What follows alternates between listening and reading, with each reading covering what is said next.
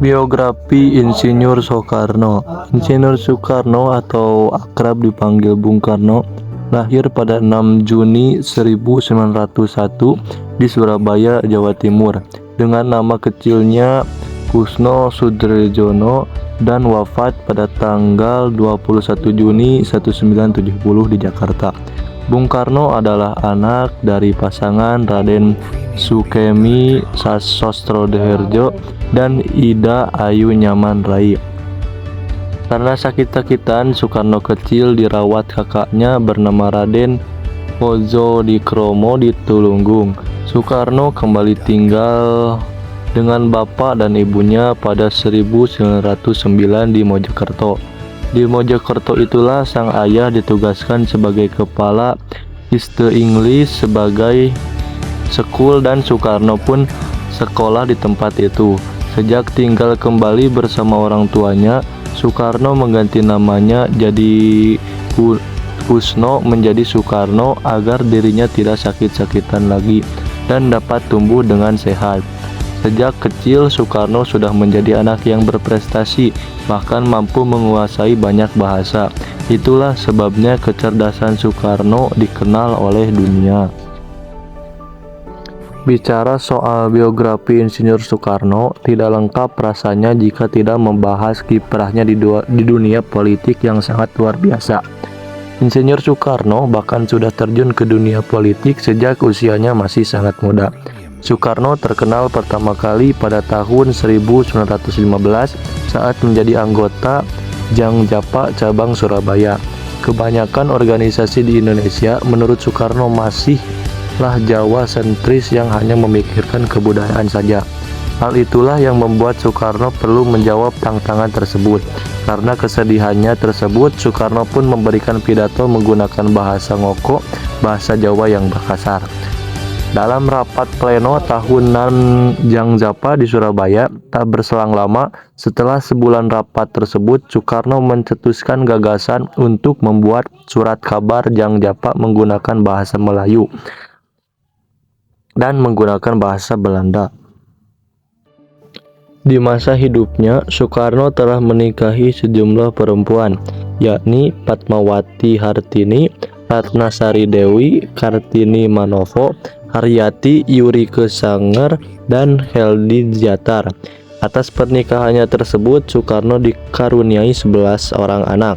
Sebagian keturunan Soekarno pada akhirnya juga ada yang mengikuti jejak sang ayah di dunia politik Indonesia, yakni putrinya yang bernama Megawati Soekarno Putri yang pernah menjabat sebagai Presiden kelima Republik Indonesia, Rahmawati Soekarno Putri, dan Sukmawati Soekarno Putri.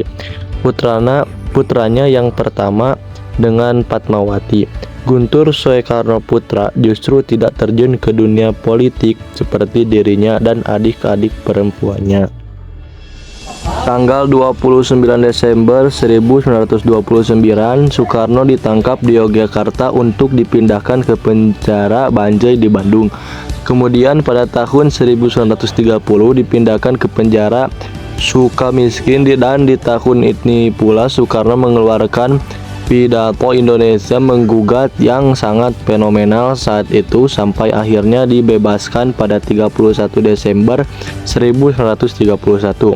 Setelah bebas dari penjara tahun 1932, Soekarno bergabung dalam Partai Indonesia atau Partindo yang masih pecahan PNI karena saat itu PNI dibubarkan dan dinyatakan dilarang oleh Belanda. Sejak masa penjajahan Jepang itulah banyak muncul organisasi seperti Jawa HKK, BPUPKI, Pusat Tenaga Rakyat, Putra, hingga PPKI dengan tokoh-tokoh utama yakni Soekarno, Kiai Haji Masyur, Kiai Haji Dewantara, dan tokoh lainnya yang aktif di organisasi Pergerakan Nasional. Akhirnya tokoh-tokoh Pergerakan Nasional tersebut melakukan bilateral bekerja sama dengan pemerintah Jepang untuk kemerdekaan Indonesia. Atas kejayaan perjuangannya untuk Indonesia, Insinyur Soekarno juga mengalami masa jatuh dalam politiknya. Setelah Wakil Presiden Muhammad Hatta akhirnya memutuskan untuk mengundurkan diri dan memisahkan diri dari Soekarno pada tahun 1956. Selain itu, banyak pula pemberontakan separatis yang terjadi di beberapa daerah di Indonesia. Berdasarkan catatan sejarah, puncak pemberontakan tersebut adalah saat terjadinya pemberontakan yang dikenal dengan G30 SPKI yang meluluhlantahkan masyarakat Indonesia pada saat itu. Karena peristiwa itulah Soekarno mendapat penguncilan dari presiden yang menggantikan dirinya, yakni Soeharto. Karena usianya yang sudah tua dan sering sakit-sakitan, akhirnya Soekarno wafat di Jakarta. Tempatnya Wisma Yasa pada tanggal 21 Juni 1970. Kemudian jasadnya dimakamkan di Blitar dan menjadi ikon kota Blitar hingga saat ini. Makam Soekarno pun selalu ramai penziarah dan wisatawan yang datang di hari-hari tertentu yang sangat ramai saat haul sang proklamator tersebut.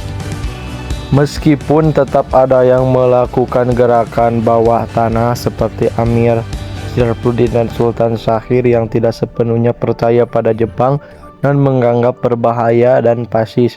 Selama perjuangan yang panjang, akhirnya Soekarno dan Muhammad Hatta memproklamasikan kemerdekaan Republik Indonesia pada 17 Agustus 1945. Yang didesak oleh kaum muda dan sempat diculik ke Rengas Dengklok.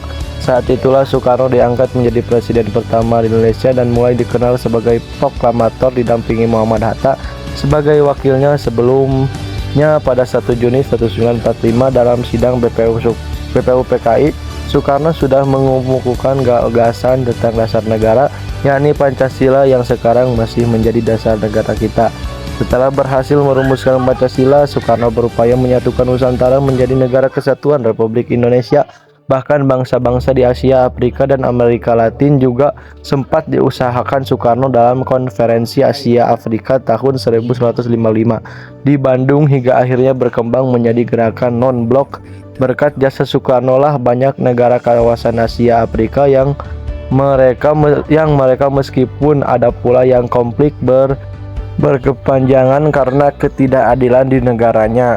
Itulah sebabnya Soekarno dikenal dalam menjalankan politik bebas aktif di dunia internasional. Sosok Soekarno memiliki tempat tersendiri bagi masyarakat Indonesia dan memberikan banyak teladan bagi bangsa. Banyak tenaga, pikiran, bahkan jiwa dipertaruhkan oleh Soekarno untuk Indonesia, mulai dari melawan penjajahan sampai membangun bangsa ini menjadi seperti sekarang. Soekarno menjadi tokoh penting dalam sejarah Indonesia yang akan terus dikenang jasa-jasanya.